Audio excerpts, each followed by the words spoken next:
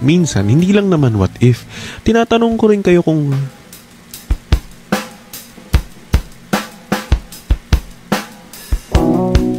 alam mo yung feeling na nawawalan na siya ng gana sa'yo.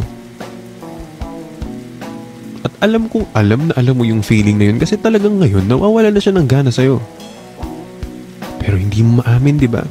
Hindi mo maamin na ikaw na lang ang tagabuhay ng conversation nyo. Kakapagod mag-isip ng topic, no?